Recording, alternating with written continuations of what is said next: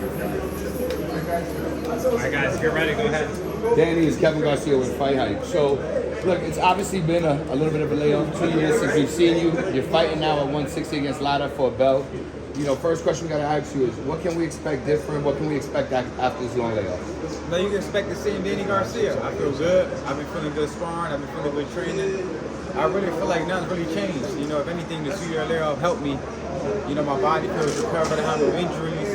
My mind feels good. My body feels good. So I feel like, you know, you're going to see a great Danny Garcia that night. Yeah, and you know, there was talk in the past when Lara fought Canelo. A lot of people disputed that decision. Some people think he won.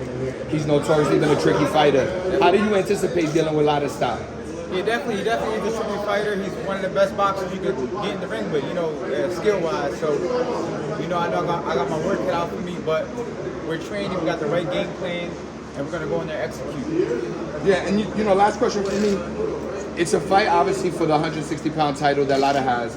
You know, there's a lot going on at 160 and 154. You know, if you stay at 160, you got guys like Janabek, Adames.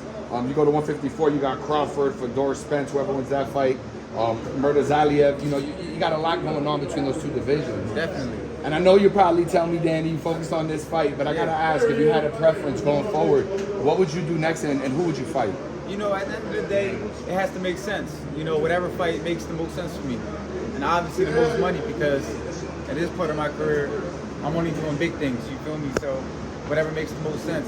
But definitely any of those big names, I would love to fight. A rematch with Spence? You know, a Crawford fight that never happened? Like I said, I will always love, you know, I want to avenge one of my losses. So, you know, if it's not Thurman, then I would love to fight Spence too. Thank you, Danny. Danny, you made the one fight against Benavidez in 154, why 160, and then after just one fight at 54? You know, going into that Benavidez fight, you know, I was actually, before that fight, I think Lara came up in the conversation when I was speaking to my team, and I said, look, let me get this Benavidez fight to test the water at 154, and then I think Lara agreed to fight me at 155, but you know, 2 years went past, and the fight was always agreed to.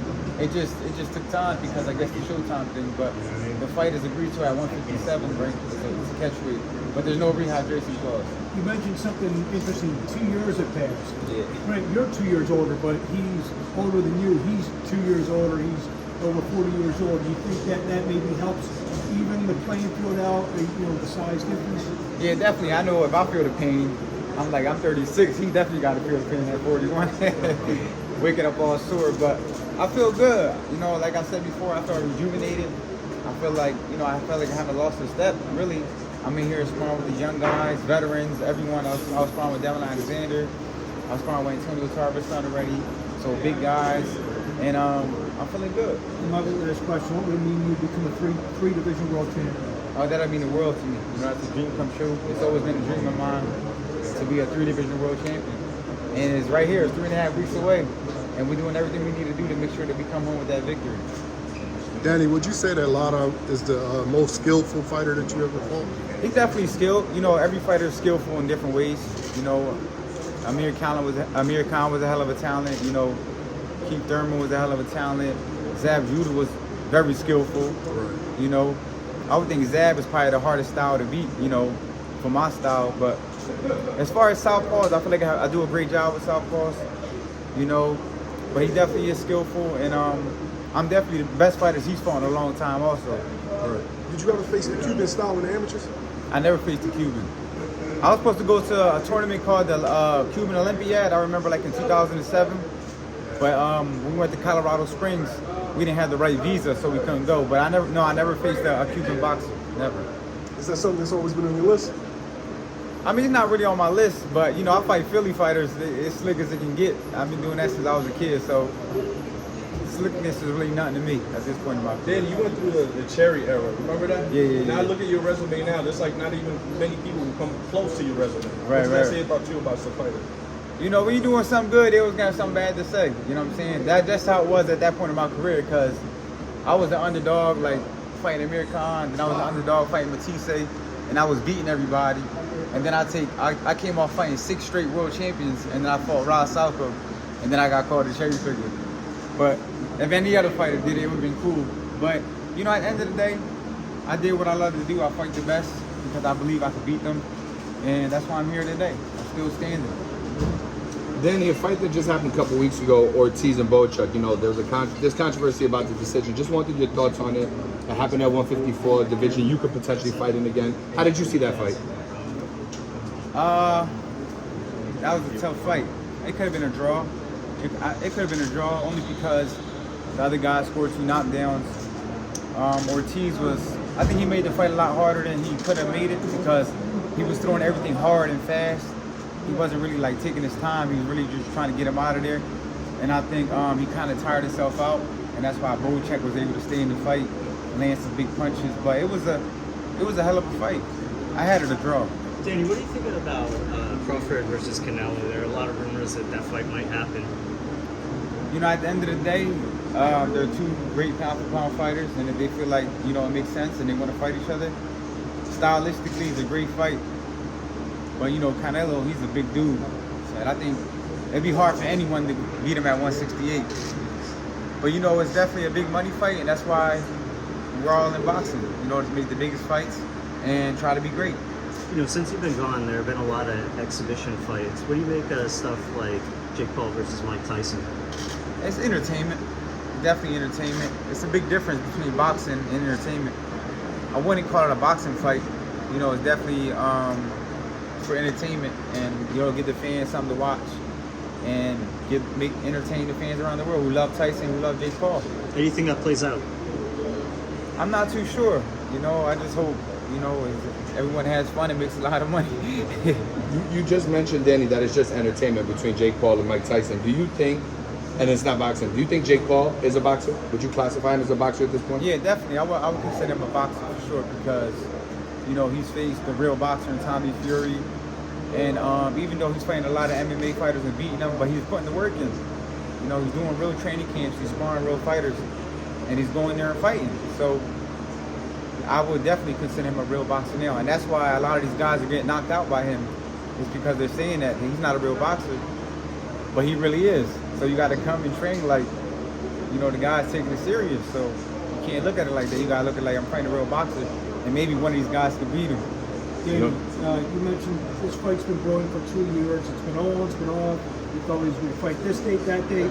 A, did you think that this fight may fall through the cracks? And B, for the past 2 years, have you been focused solely on Lara, or were there other guys, you know, in the last couple of years that you went down the road contractually? To be honest, I really just forgot about it. I wasn't even really thinking about fighting. I was just enjoying, you know, I had 2 more kids. I had my daughter Paola, she's just turned 2. I just had a son 2 months ago. I wasn't even really think about boxing. I mean, I started my boxing coach, and you were there that night in Philly, so I did 2 promotional cards. And I was just keeping my head on other things, you know, staying busy, watching these young guys train, always keeping my head in the game, watching boxing. But to be honest, I wasn't even thinking about boxing, you know, until I got the call, and I was like, let's do it. So the Lara fight, it was there, then it died, then I guess got rekindled, I guess? Yeah, I mean, you got like 6 weeks ago, I wasn't even thinking about boxing. You know, and they called me and say, look, you want to fight on the Lara, the Canelo undercard versus Berlanga? I said, you know, it makes sense. Berlanga's a Puerto Rican, I'm a Puerto Rican, I'm a big draw. You know, I could make history winning the middleweight title, so how can I say no? Danny, so, thank you. Danny, just one question for you. You know, you've had a long career. You're obviously well known. You've done awesome things. You've always managed to stay out of the news and the headlines. And, you know, recently Devin Haney was just in the headlines. Any message for young guys like that? How to stay out of the headlines, how to keep themselves out of problems that you've managed to avoid your whole career? I mean, it's tough, you know, because you walk on thin ice. Like, I'm pretty sure he probably, sometimes when you see all that stuff on the internet, and it's like somebody says something in person, it's like, you like, I was on site, I'm tired of people trying to pick on me on the internet, and then you see somebody say something in person, it's like, they're going to press you. So maybe he was just tired of, you know, maybe that guy said something to him. I mean, I would never say it's okay for you to go hit somebody, hit a fan in public or anything, but sometimes, like, there's only so much you could take, and then somebody said, like, you can only be the bigger guy so many times, but, you know, you should never put your hands on nobody at the end of the day. But I understand both sides, you know what I mean? Like, you could be tired of people bullying on the internet, you can be tired of people saying stuff, and you always got to be the better guy. But at the same time, you got to be a professional, and you got to learn how to just turn your cheek and walk away and just let your team handle that. And you know, what happened. It's tough. It's tough. Trust me, I've been there before. Sometimes fans say wild shit to you, they'll curse at you. Sometimes you got fans that are aggressive, try to, you know, you got all types of things you gotta like turn your cheek on all the time. It's hard to just, you know, sometimes you might be eating with your family and somebody just come over the table and want to talk and want a picture. It's tough, you know, being a professional and just trying to be a regular person. But at the end of the day, you always gotta think about, you know, the aftershock.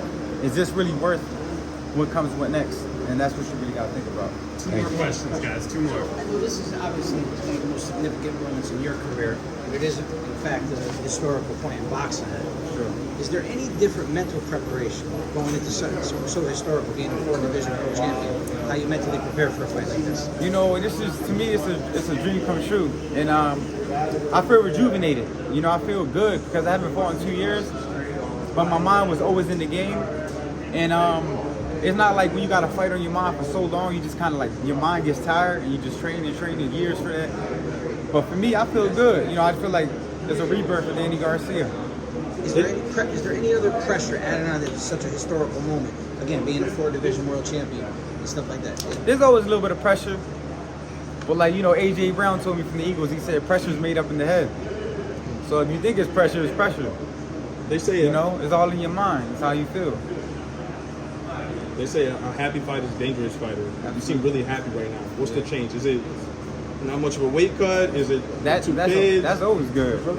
I ate 2 times this today already. If I was fighting 147, I'd be here thirsty. But no, it's just, you know, I'm grateful. That's all it comes down to. I'm grateful.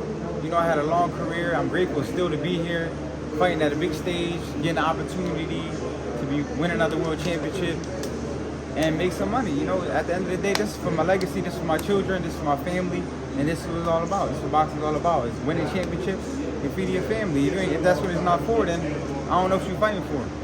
Thank you, guys. You want to go change? Yeah.